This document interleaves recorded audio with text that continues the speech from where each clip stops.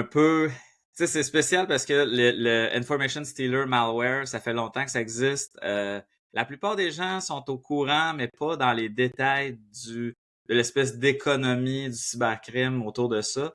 Les gens non plus savent pas peut-être que c'est cette espèce d'écosystème-là dormant ou tu sais, qui est pas très par les médias.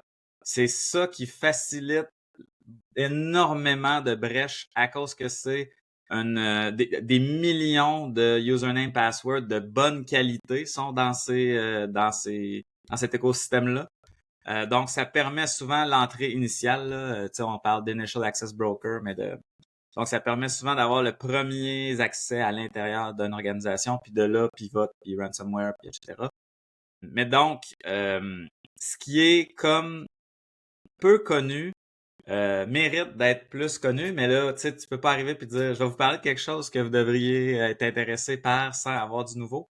Donc, l'idée, c'était, OK, qu'est-ce qu'il y a de plus que les usernames, passwords dans ces trucs-là? Puis comment ce véhicule-là peut m'amener à parler, entre autres, aussi de cette menace-là? Tu sais, fait qu'avec l'angle de quelque chose de nouveau, je peux quand même faire un bon rappel sur c'est quoi.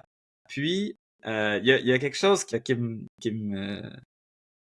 il y a un moment chez Flair, même avant d'être chez Flair, quand j'étais chez GoSecure puis que je travaillais avec la plateforme Flair, où que j'appelle affectueusement une espèce d'orgasme en cybersécurité que j'ai eu, qui est la première fois que j'ai downloadé le zip d'un InfoStealer malware.